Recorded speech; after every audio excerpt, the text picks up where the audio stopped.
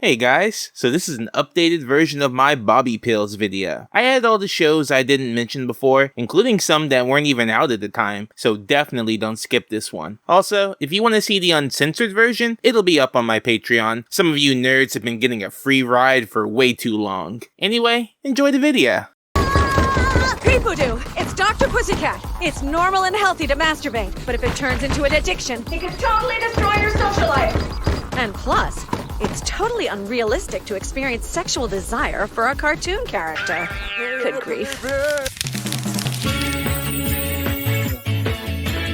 Well, Chris, tell me just one thing about Mom. Is she bigger than me? This program is now TVMA because of what Meg just said.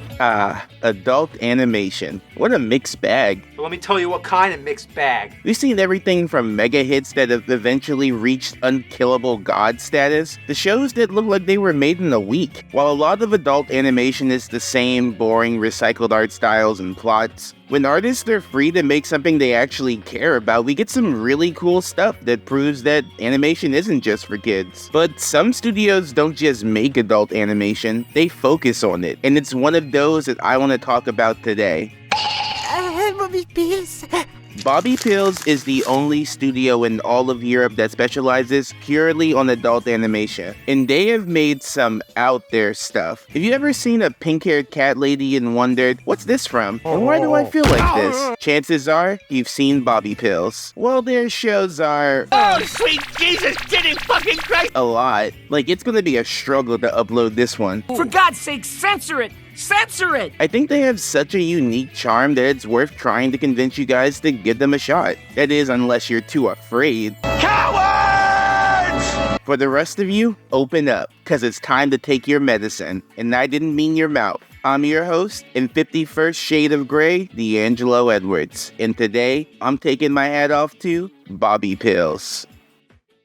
This is a Morgan & Morgan legal alert. If you've received Depo-Provera birth control shots and were later diagnosed with a brain or spinal tumor called meningioma, you may be eligible for a lawsuit. Morgan & Morgan is investigating claims that patients weren't properly warned about this risk. It's free to check, takes a few minutes, and you don't pay unless they win. Click the link in the description to see if you qualify.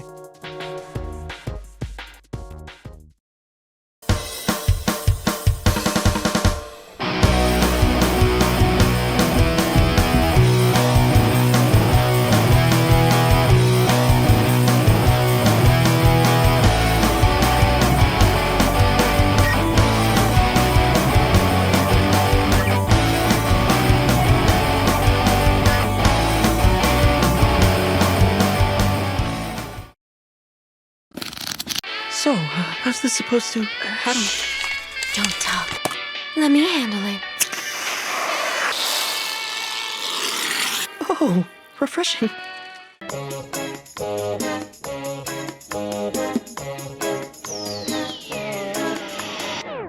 Let's start off with Vermin, a show Bobbypills itself describes as Zootopia, but without being tolerant. That's how I describe South Dakota. Well, we're still welcome in North Dakota and Arizona. Arizona smells funny. Vermin tells the story of Reggie, a praying mantis who leaves his hometown to follow in his father's footsteps as a police officer, despite some very good reasons to stay home. I want to tell you something. If you ever come back, I promise I'll show you my I'll let you touch my and even stick it in my... But once he gets to the city and meets his less than desirable partner Shermont, he realizes that maybe being a cop isn't all it's cracked up to be.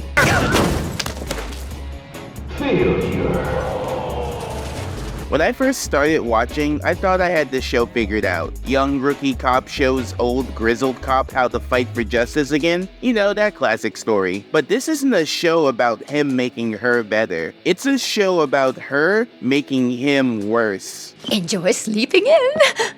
I'm gonna murder her. No, don't do that. Let's murder her together! This show does not shy away from how terrible cities can get and how corrupt the police have become. And again, we've been making crooked cop movies since the 60s. We know what they're about now. And though the characters are terrible people for the most part, at least they're a ton of fun to watch. Come on, pull the trigger! Put it in there if you wanna! Show us your fucking goddamn balls! Shoot me now! Just do it! I'll have what he's having. Reggie starts off as this fresh-faced new recruit, hopeful and ready to serve his community. The only problem is the community wants nothing to do with him.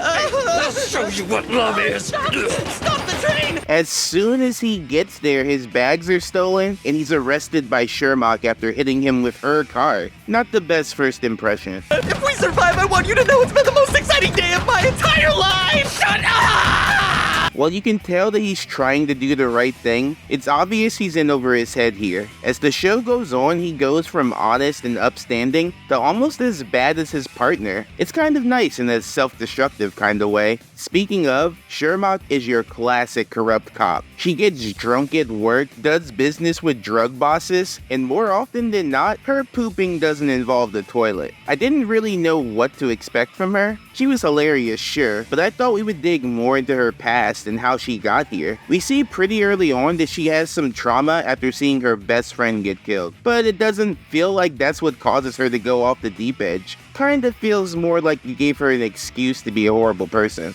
She does get her revenge eventually, well, in a way. Oh my gosh, what are you doing? Get the fuck out! You're ruining everything! Get the fuck out! That's enough! Release this innocent man! What the fuck are you talking about? He killed my partner!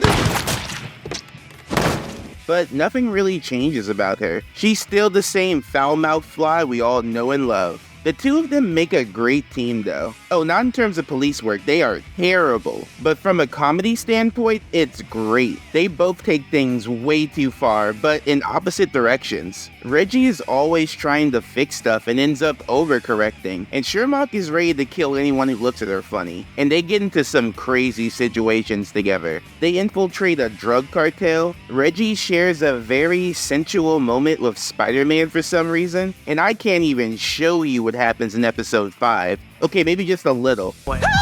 She's stealing my secret juice! Besides the main duo, the side characters are great too. I really love the two cops that mess with Reg and Sherlock. They suck in the second best way possible. And the chief really just gets me. Look at that, 40 million views. I've spent 6 months busting my ass making videos. You think my 24 views will help me pay child support to that bitch? I also love the world they live in. I like when anthropomorphic characters exist in a world that makes sense to the animal. Everything is oversized and made out of discarded trash. It's like Olimar went to the wrong neighborhood in Pikmin. The art style does a really good job at showing off all the different types of bugs too. These are some great designs across the board. And while the animation is mostly limited, when the action kicks in, it looks great. Kill the heathen!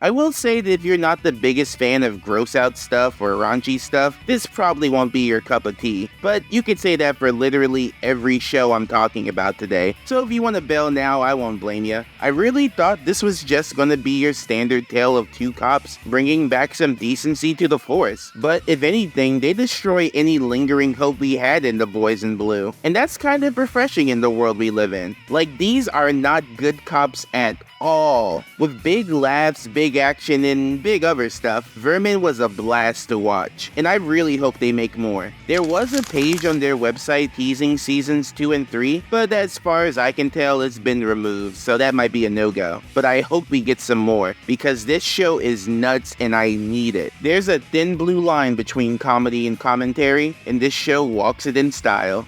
I don't even know if the chief would accept. Chief McCoy, can Montos come back to work? That dickhead's finished. How about for $12 and change? Okay. Fear not. I am an alchemist, and my mastery of this science may perhaps save you by using dead cells.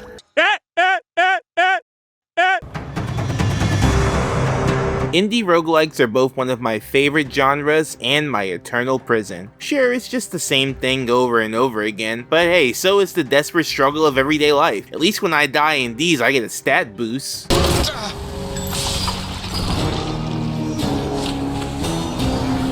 Back in 2017, I bought an early access game called Dead Cells, a cool little game where you play as an immortal blob that possesses the bodies of dead people. It had some great combat and a neat art style, but unlike Hades, a distinct lack of characters I would let step on me. I put it down when I milked out all the dopamine I could at the time, and I eventually forgot about it. Little did I know that it would one day get its own full show. And me, I'm the chosen one. You are? Well, yeah. Yeah. It's a little disappointing. What? It being done by Bobbypills makes a ton of sense, seeing as they were the ones who did their original trailers, though the show ended up having a much more simple style than those. I know a lot of people hated that they changed the style and wrote it off, but you gotta think about the budget. There's a big difference between making a 2-minute trailer and 10 8-minute episodes. Plus, while the trailers do look really cool, I like the more simple look as well. Nothing better in my book than some well-used shapes. But how's the actual show? I want names, scumbag! Stop punching him! He can't talk if he doesn't have any teeth left. Yes, thank you very much. Dead Cells Immortalis follows Laura Esposito, a guardian of the Order of Truth who's on the search for the Chosen One, who will save her world from the malaise, a virus that is destroying it, and the evil king controlling it. Only problem is, no one wants to help her. Oh, please, can I come along? Sorry, it's only for students with a passing grade in prophecy. Bye! We'll get loads of subscribers, just you wait! Oh dude, you and me both. After getting shoved into prison, she meets up with the main character of the game, who she ends up calling Flamehead. No, they're locking me up with crazy people. Get out of my sight, peasant! Move! After deciding that he is the chosen one of legend, the two of them team up to kill the king and save the world, under the condition that she find a way to kill Flamehead for good. What the? For fuck's sake! Why the hell did you wake me from my dream? It was great! I was dead and there was nothing at all. The show ends up pretty much as a buddy comedy series, with the straight-laced Esposito having to deal with Flamehead, who is just the worst. Damn! I thought it was because I was in jail, but everyone out here is revolting as well. That's why we need to lift the curse, the prophecy and everything. Oh, well. I think they're just ugly. Always complaining and making fun of her, dude even uses the bathroom like a dick. Come on, man. It was great watching the two of them rub off on each other, with Esposito getting more and more vulgar, while Flamehead actually starts to put in some effort. Most of the episodes are just them flailing about as they try and figure stuff out, but after a while, the story does start to kick in, with various bad guys to overcome. With the episodes so short, none of them stand out too much to me, but they were fun villains of the week with cool gimmicks like a dodgeball fight or weaponized therapy. That just sounds like BetterHelp to me. Luckily, the main duo was entertaining throughout, so I was never bored. One more joke about my hand, and I'll stick my stump in your eye. Even if you are the chosen one. Got that? Whoa, did your sense of humor get amputated too? Yeah! Ow! The animation, while limited, has tons of style to it. The background characters are all unique looking, and I love anything with funky colors and heavy black shading. I do wish there were a few more fights though. You'd think a show based on an action game would have a heavier focus on the action. Looking at you, Cuphead. But I was surprised with how much I cared about these two idiots by the end of the season, which even had a pretty neat twist I didn't see coming. It does end on a cliffhanger though, so hopefully they make another season to wrap it up. I'm pretty sure that this isn't canon to the game, but as far as I'm concerned, this is a cool little add-on. And hey, at least there's an actual series instead of the usual blue balls these animated game trailers leave you with. I wouldn't mind more stuff like this. That Mighty No. 9 show should be done soon, right?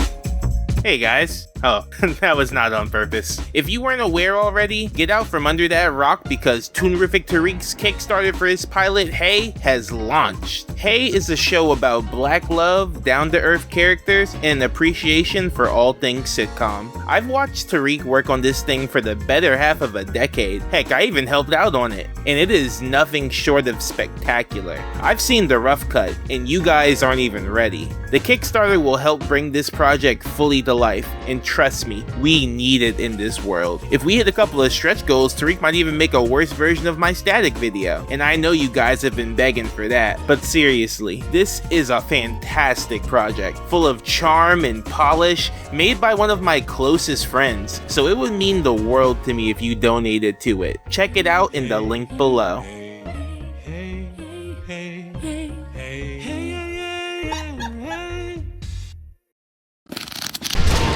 That's enough, man-eater! From now on, I'm your one and only friend!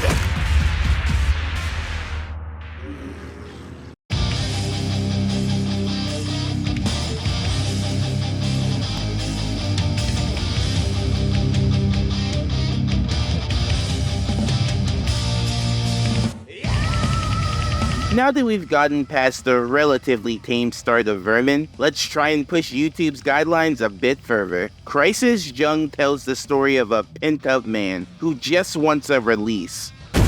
Emotionally. What starts as two lovers enjoying a nice sunny day quickly spirals into Fist of the North Star styled revenge quest to defeat Little Jesus, the overlord of this hellish new wasteland. He kidnaps the lover of our hero, but don't worry, because he'll definitely save her.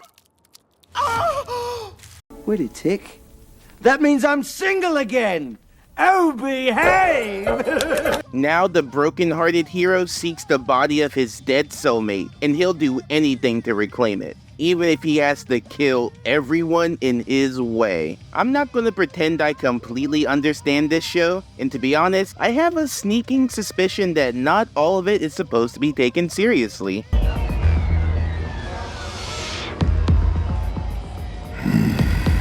They have gone past the mountain that looks like me.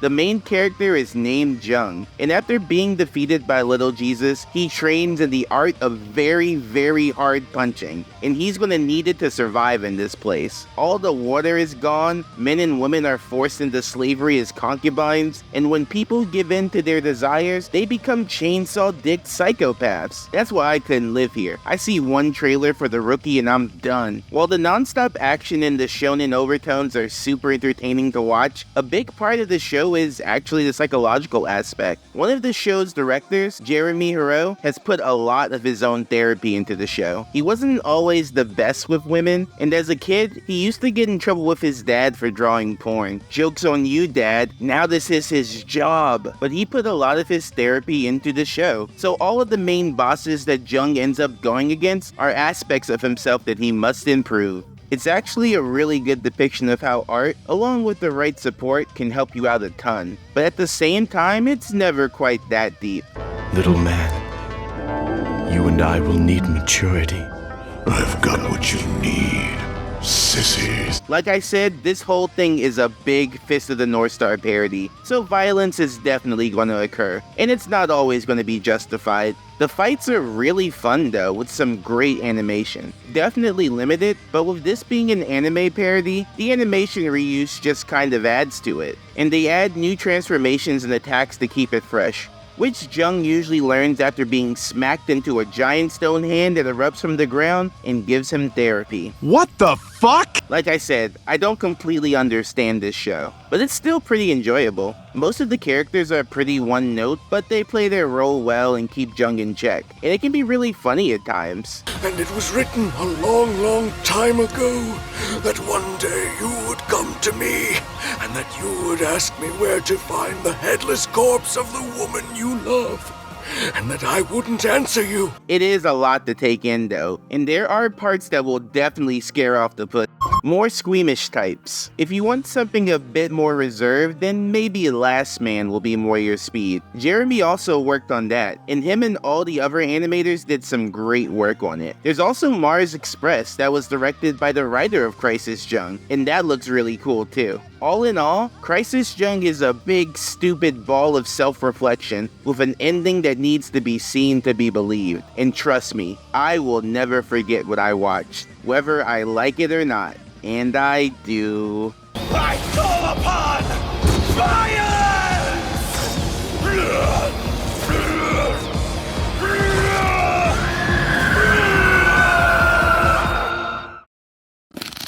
Attends, mais c'est pas ton pote handicapé là-bas? Philippe? Non, non, monsieur, faut pas sauter, hein. Ah non. Il va se tuer. Oh putain. C'est marée basse.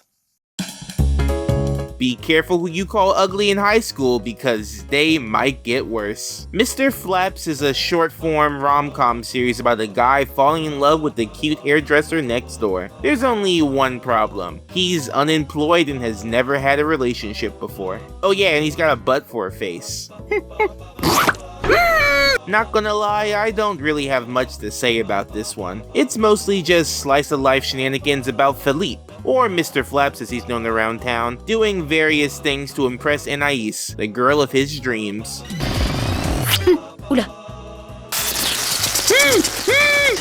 This ranges from getting a shady job at a massage parlor to pay for dates, to trying to find a new look suitable for a man of his style. It can be cute and even pretty funny at times, but this one definitely isn't for everyone, and I mostly just think it's okay. Depends on how funny you think a guy with a butt for a face is. Even though if you look closer, it's less a guy with a butt face and more just an upside down body. Wait, how does he pee? There's other characters too, like a rival for Anais's affections who's literally shaped like a dickhead, and Philippe's best friend, a homeless guy who tries to give him advice. The art style is pretty charming too, just a bunch of doodles running around. There's 3 seasons of it, which is crazy. How is there that much material in this idea? But only the first one is up on YouTube, and it's still in French, with not the best subtitles. Though it is better than watching it auto-dubbed. Calm down, sir. Exclamation mark. But even with the unreliable subs, you can probably just enjoy this as a silent cartoon. It's not too hard to follow along. Mr. Flaps is a cute, if crude, little series about a guy just trying to fit in. And if a dude whose face is literally his balls can score, what's stopping you? Ah! How did these get up here?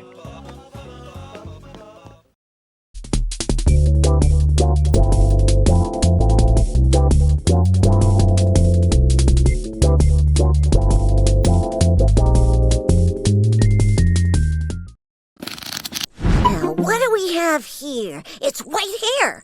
And that can only mean that the thief has white hair. Wait, are you the thief, Kevin? No way. I'm not some freaking vegan asshole. You know that. Oh, yeah. You guys ever watch Furry Force? I don't like this! Well, here's something slightly less disturbing.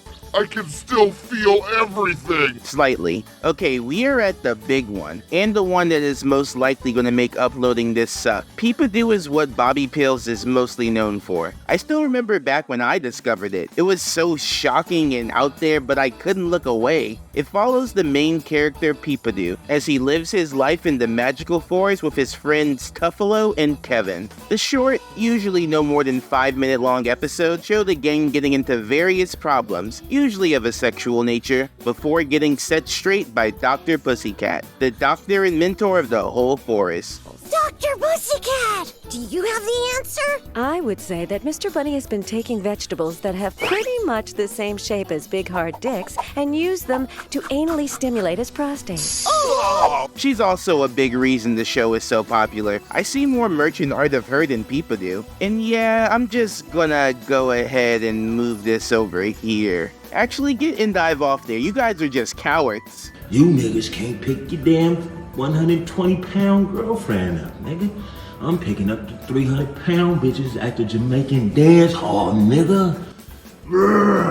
It was created by Yves Vigeren, better known as Balak. He's probably best known for creating the show Les Casos, which is a trip in itself. Remember, we said nothing before we're married. Are you sure you're all right? Yeah, don't worry, I know. He's also one of the co-creators of Last Man, that show I mentioned earlier, though it started off as a comic. But back to the show. When the show was starting production, Balak and his team realized they didn't have much money, so they had to find a way to make things work on a budget. The idea the team reached was to make the show look like a preschool show. Some of those things look like they're held together with duct tape, so it would be a breeze to make some simple backgrounds and some fun characters. But instead of teaching kids their ABCs, they would instead be teaching adults about sex. That spells sex. And they are not playing around either. They are getting into it.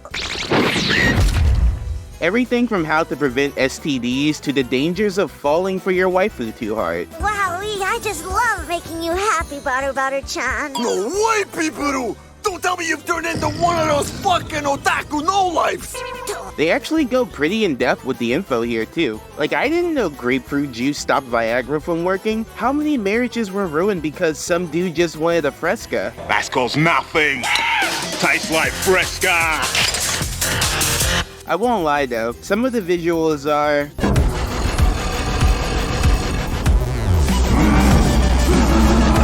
well, let's just say they're a lot. If you are squeamish about stuff like this show really isn't for you. What's that? It's a penis. No, it's not! Heck, even if you think you are the most open-minded person in the world, I can guarantee you there are parts that scare you. Little tip from me, be very careful around episodes 3 and 9, 3 especially. I'm just gonna say that some of those scenes were slightly less boring and leave it at that. But the appeal in the show isn't just in the knowledge it imparts, it's kinda just a fun watch. The only way to get relief would be to confess your feelings to Tonio.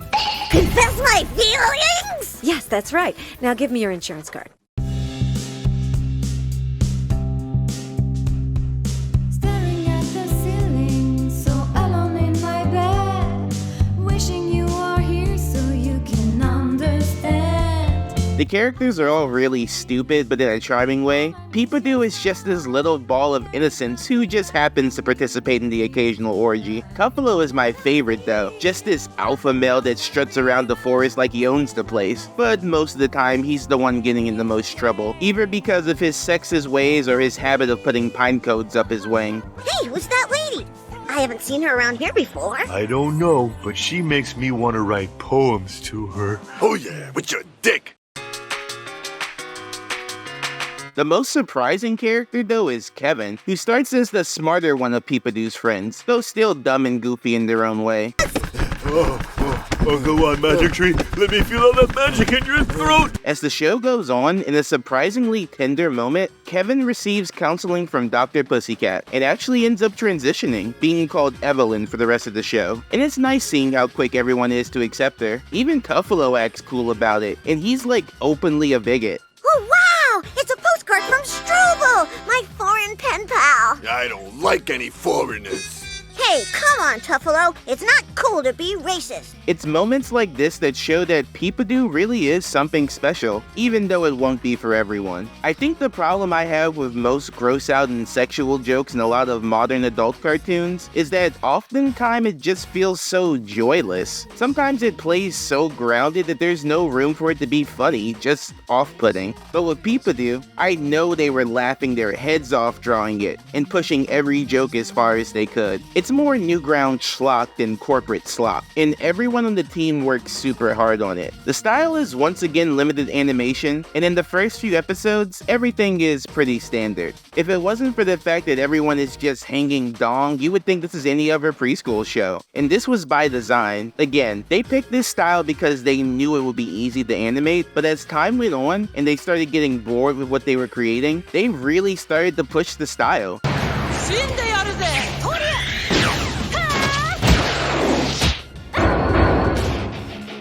The angles got more dynamic, they started playing with mixed media, and when that tiny budget finally started to give way, they did stuff like an episode of a fake podcast and a fake crime show that was mostly stills. There is an entire episode that's just a loop of Cuffalo jacking it for 5 minutes, but it worked because of the jokes and the likable characters. I think the reason this show felt so fun to watch was because the crew had so much fun working on it. Watching the behind the scenes stuff, it really looks like a bunch of talented horny people having the time of their lives. It actually feels like a studio that just wants to make animation, and the type of animation that they want, without having to compromise on content. For some of the crew, it was their first time working in the industry. Fresh out of college, now it's time to draw dicks. I guess you were wrong, Hank. dreams do come true. Some people didn't even want a day off because they were having so much fun drawing. Like, are you kidding me? Do you know the lengths that some people will go just to avoid going to work? Luckily, due to their hard work, Peepoodo was a success, globally even, gaining fans from all across the world. But when it came time to start on season 2, they had a hard time finding someone to pay for it. Can't imagine why. Yeah, no one wanted to make a show that was basically anatomically correct Peppa Pig, despite the fact that the show was educational and pretty funny. None of the streamers wanted to pick it up, but you can't leave a job half done. You have to go all the way to the climax.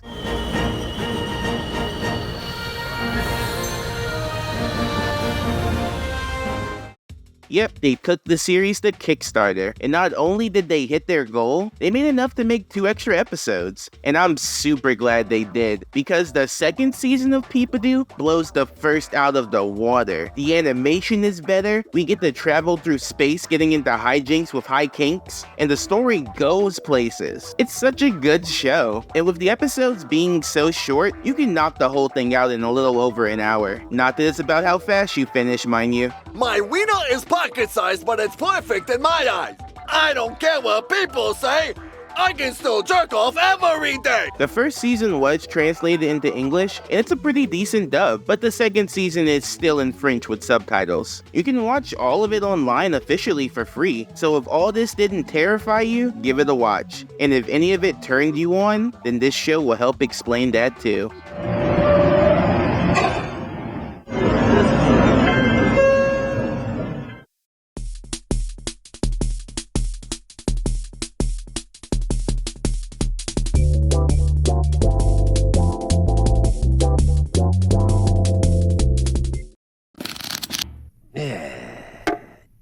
Do you want to see a magic trick? Oh my god, that's horrible! Hey, Jokerini! Oh, that was really well done. Growing up in the Newgrounds era, I'm no stranger to seeing beloved childhood characters do more risque things. Like, what if Mario did a drug? Or if Goku was racist? Or if Marge Simpson was in Playboy? Oh wait, that one's real? And they're all mine. That's why something like the Wackos feels like coming home to me. Though if I said that as a kid, I probably would have been removed from that home. Another series from the mind of Balak, the Wackos features a social worker counseling tons of characters from pop culture. Movies, cartoons, games, you name it. But these aren't the same characters you remember from your youth. Ta-ta-gro, ta-ta-gro. These guys swear and also do the sex. Very much the same vibes as that one hamburger helper meme. If you ever wanted to see a dysfunctional solo family or Smurfs with an identity crisis, then this show is for you. While most of these are easy jokes like making the Ninja Turtles super gross or turning Pokemon battles into real animal fights, some of these shorts caught me off guard. There's this one where Hello Kitty is frustrated because no one treats her like the adult she is. Whoa, you better watch your language, young lady. That is no way to talk to a grown-up. You see? Oh, yeah, sorry. I also like the one with the gritty Inspector Gadget. I know it's a joke, but I'd be all over something like that. There's even some original characters like Sandy, a girl that finds it super hard to keep her, Okay, I admit it. I got caught smoking a cigar. urges in check. Some of these things even taught me some new stuff, like I didn't even know Nesquik had a mascot before the rabbit, so making him a crazy bigot got a laugh out of me. I was holding down a steady job for years. When overnight what happens? I get replaced by, a Negro rabbit! Did he say Negro? But I will warn you, some of these things get insanely dark. Seeing Huey, Dewey, and Louie move to the projects was something I'd never thought I'd see, and the less said about the Frozen parody, the better. The animation is hilariously over the top and kept the jokes from getting too stale. Plus the designs they made for all the different characters look great. It's almost worth watching just for those. The shorts being about 2 minutes each also helps. Like, you look at something like Robot Chicken and you can tell they were scrambling to fill those 11 minutes. And then the boy took a big crap. Hey, I'm taking a big crap. Wow! Honestly, this is one that I'm shocked even got a dub, though there are still plenty of episodes that haven't been released in English yet. And after about 5 years and the show being cancelled, I don't think we're getting any more. It's kind of a shame that these didn't come out earlier. I feel like if they toned some of them down a bit, they would have had YouTube in a chokehold in the late 2000s. Go check this one out if Happy Tree Friends was just a little too tame for you. But for that, you have to go back to the year 1955! To accomplish what exactly? To fuck your mother party! Woo! Let's go! Sorry. Oh, shit! Hey. Seduce him.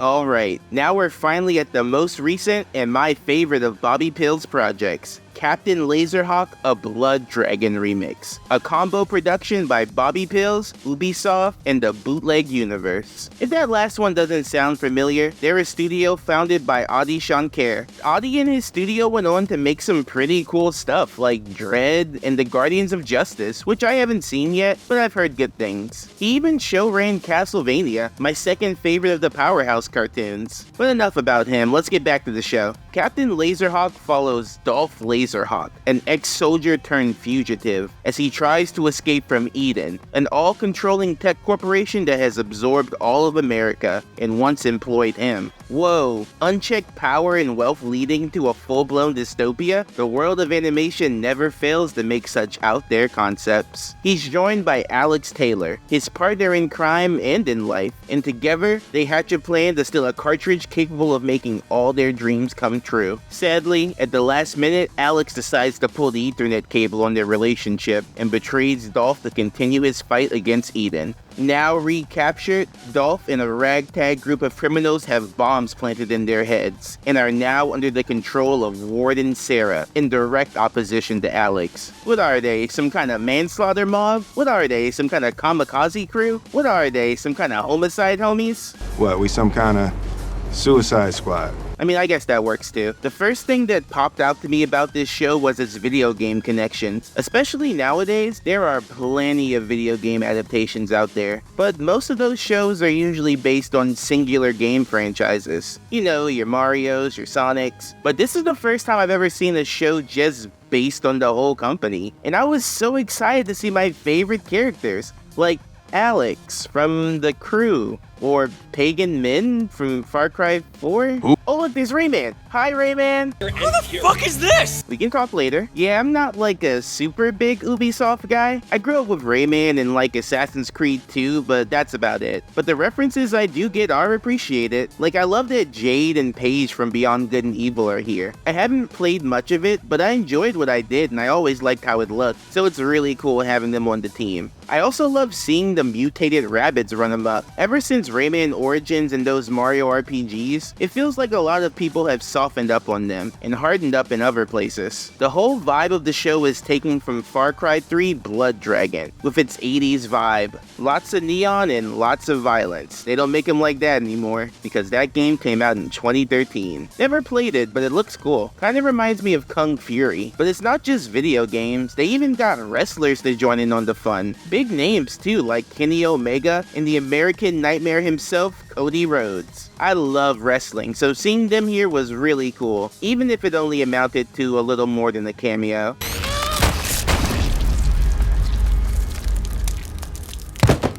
Speaking of, I hope you don't get attached to anyone in this show, because they are expendable. Bodies drop left and right as the show goes on, but I won't mention any major spoilers. At only 6 episodes, you'll get to them soon enough. This can happen at the show's detriment though. I know going in it was going to be short, but I would have loved more time with certain characters. All of them are pretty likable too, with Jade being this bright-eyed reporter searching for the truth, and Paige doing his best to look out for her. Don't do femme fatale.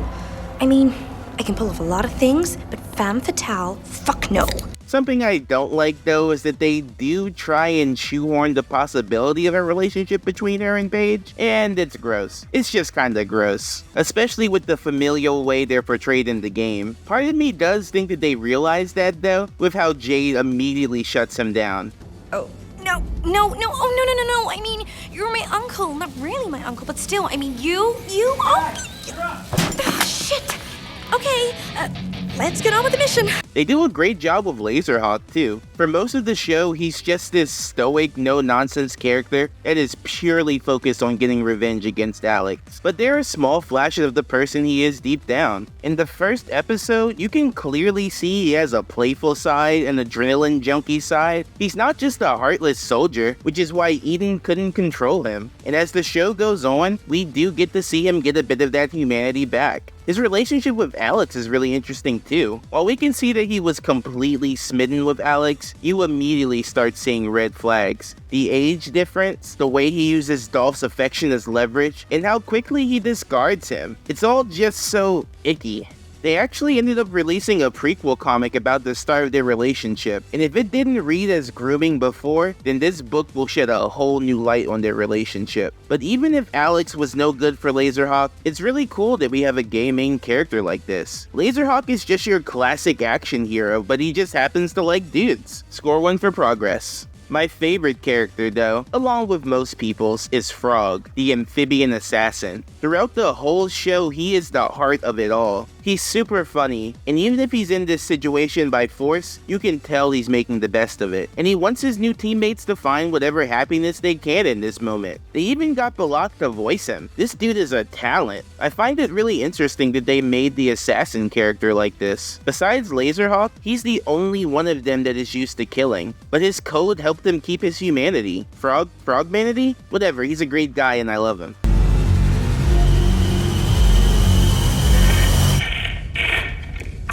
Was good. Want some? Wait. Tropical or orange? As the show goes on, so much happens in these short 6 episodes. Like, there are some insane plot twists, especially in the last episode, and it is a blast to go through. The team did a great job working on this, and as their biggest project yet, there were a lot of adjustments that had to be made. They had to get used to working with a bigger team, they had to do a lot of 3D stuff, both to save time and just to kind of get the vibes they were going for. And even though this was a Netflix show, the budget still wasn't the biggest, so a whole new pipeline of work had to be created, just to keep the quality up without spending too much. Just watching the behind the scenes is enough to tell you how much work was put into this show, and it's the kind of work you can see. Like, imagine that Invincible trailer that everyone was drooling over, but as a full show. I can't overstate how good this thing looks. They even experimented with other mediums too, from live action scenes to PS1 inspired segments. Welcome to the VR facility. What the hell is this nonsense? Wait a sec, that's the nudes music. Time for a new episode of Adventure Time! Everybody's getting mad at me for nothing! Take all of this and combine it with a story that keeps you on the edge of your seat, and you have a classic on your hands. Like, seriously, there is no reason a side story about Rayman should go this hard, but it does. I said what I said. Really? Then why don't you say it to my face without cameras, you fucking red brick? Shout out to the Wacky Deli if you want a full deep dive on this arc. It is nuts. In general, there's something for everyone here. Dystopian themes, 90s OVA action, toxic yaoi, and those are just the things I like. You'll be watching this thing thinking, no way, but then, yes way. There's even more stuff this show tackles, and right when you think it can't get any better, the credits roll on the final episode. Now it's been a year, and while the 6 episodes do a great job as a miniseries, there is so much room left for another season. Sadly though, things are not looking good in that department. There hasn't been any news of a second season, and the only new thing to come out of the franchise has been an NFT game. Ah, sick! But there also hasn't been any news of it being cancelled, so I still got hope. This is a show that deserves to be finished.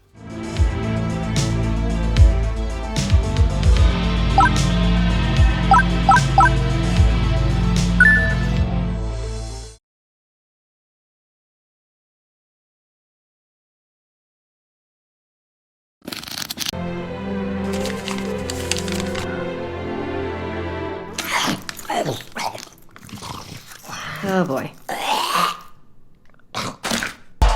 man, I'm so glad I wore my quarantine suit today. No kidding!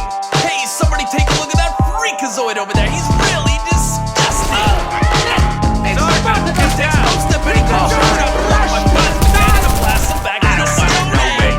Your face is blue and your arms are green. Hiding in the ground like a submarine. You're the ugliest creature I've ever seen. Wanting to attack from your off cave. We'll unpack your skull crack, say some sound wave. Shot to your face, then demand a raise. Cause the pain's only gave if you're left in the grave. The first osmosis. You're a disappearing hack, your limbs are Hocus pocus. Your species is disgusting and you know it. On this atmospheric particle, I'll have to write an article. for all of you subhumans we're about to detonate. They came from underground. Well, they finally did it. They made a show based on characters so obscure they haven't shown up in Teen Titans Go. It's legendary breakdancing superhero, Live! What up, what up? Creature Commandos was the first part of the new DC universe, led by James Gunn and Peter Safran. I don't know you! The Creature Commandos have always been a team I've wanted to see adapted. I first heard about them after reading through the DC Encyclopedia book. It was kind of hard to make out the words from inside of a locker, but I managed, and I always thought that they were the coolest. An army unit based on all the classic movie monsters? What more could I have wanted? You know, except to maybe get out of that locker. But as time passed and I got over my claustrophobia, there was never any big movies or shows about them. They had a few cameos here and there, with probably the biggest being an episode of Batman Brave and the Bold, but still no show to call their own. That is, until now. There you go. Now everyone's happy, right? Except for you, because you no longer have food. And you're ugly. Besides being created by Gunn, it's also showrun by Dean Lorey, who's worked on some of my favorite shows and movies. This is a major pain household for those of you unaware. You know, you remind me of the Doughboy. If I poke your stomach, will make you go, oh! But now the monsters are loose in their very own show, and man is it something. Originally created to breathe some life into the dying mystery and monster comics that DC was doing back in the 80s, before superheroes basically ate the company from the inside out, they were originally a military group that was experimented on, and turned into monsters. They did awesome stuff like fight Nazis and dinosaurs and Nazi dinosaurs, which still continue to plague us today. However, after a while and the expected 500 reboots, they kind of ended up as sort of a secret agent task force under a sect ran by Uncle Sam, the personification of American spirit that is powered by patriotism. I like the look of your team, Sammy. I'm glad, son, because I want you. Anyway, as with most adaptations, the show is kind of a mixture of all the incarnations of the team, and streamlined to be just another team ran by Amanda Waller, similar to the Suicide Squad. This is your new task force flag. Let's call it Task Force M. M for monster. Seems lazy, doesn't it? This season's plot involves the formation of the team as they head out to Pokolistan, which is under attack by Circe, a sorceress from Themyscira, that one place Wonder Woman comes from. She even bought her Reddit bros to level the playing field. I mean, seriously, Themyscira is like the sickest place ever, and then you tell me, oh dude, only women can live there? What? They're so sexist, bro. There is a lot of humor like this in the show, and I can see how that might be a turnoff for some people who prefer the more timeless writing of the DCAU, but I still find it pretty funny. It's not for everyone, but I think the only people that would be legit mad about it are the ones it's making fun of. And there is still plenty of character-driven humor that I think anyone could find funny. It is a beautiful evening, isn't it? I do not enjoy landscapes devoid of dead Nazis, Miss Nina. Oh. Speaking of, this is a very character-driven show. The plot is definitely important and gets things moving along, but for the most part, this season is used to introduce us to the characters more than set up a big narrative. It's a look in on their first mission as a team, and with the number of episodes they got for the first season, I think that was a safe choice. Gave it sort of a mini-series feel, just in case it didn't get another season. And with characters as fun and interesting as this, I'm not complaining. Waller ends up putting Rick Flag Sr. in charge of the team, with his son Rick Flag Jr. being the leader of the Suicide Squad, the Suicide Squad. I still think about how hard Gunn put his dick on the table just by adding a "duh" to the title. So rude, I love it. Flag is the leader of the team, and the character that guides us through the show. Compared to the Commandos, he's probably the least interesting, but he's cool and he gets some great moments with the other characters, especially with the Princess of Pokelistan. Let's just say that he improves our relations with that country. But I know who you're all here for, Task Force M themselves. Filling out the rosters of this incarnation, we have Dr. Phosphorus, Weasel, who previously appeared in the Suicide Squad, the Bride, Frankenstein's monster, my boy G.I. Robot, and then we have...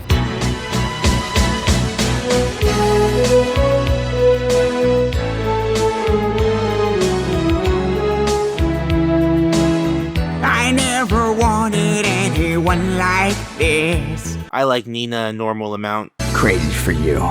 All of these characters are interesting in their own way, and we get to see how their life choices led them here, and man do they go crazy with the backstories. Each one is tragically interesting, and some of them even moved me to tears. My favorites, besides Nina, were G.I. Robot and the Bride. G.I.'s man-out-of-time situation, while also barely being considered a man by most, was super interesting, and the messy history of the Bride breaking free from her role as Frank's plaything hits so hard. Also, the fact that they made Weasel, of all characters, so heartbreaking just goes to show how hard they went on this thing. And it's not the only thing they went hard on. The animation on this show is incredible. Bobbypills is no stranger to superhero projects, with them working on the trailers for Invincible and doing the opening for My Adventures with Superman. People always beg for Invincible to look like those trailers, so if you want a taste of what that could be like, here you go. Though Bobbypills did mostly work on the pre-production, with Studio I providing the finishing touches. Though they're no slouches either, with work on stuff like Young Justice and Harley Quinn under their belts. And just like any other Gunn project, the soundtrack absolutely slaps. This show got me into like 5 different bands. I do wish we got a few more episodes in this season though. It moves really fast. Maybe like 3 or 4 more just to give it some breathing room. But I'm still very satisfied with what we got, and I can't wait for season 2.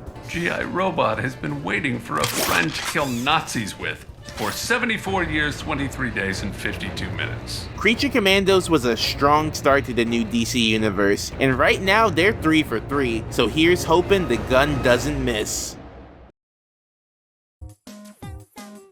And those are the main shows by Bobbypills. There are a few things I didn't mention, like the Dead Cells shorts they did, and Bambi Fontaine's Midnight Stories, but they don't list Dead Cells as one of their works on their website, and the other one is just porn, so forgive me if I don't want to push this video even further. While I enjoyed all of these, I think what I really came out of with this was a big love for Bobbypills themselves. Like, watching all the behind the scenes stuff just made me smile, seeing all of them create or just have fun with each other. The best stuff happens in an environment where everyone cares about what they're doing, and I can't think of a better way to describe Bobbypills. Sure, their stuff might not be for everyone, but they don't care because it's for someone, and most of all, it's for them. You'll never make anything good if the first person you want to entertain isn't yourself, and this is a studio full of those kind of people. So clean up that wet spot and give their stuff a chance.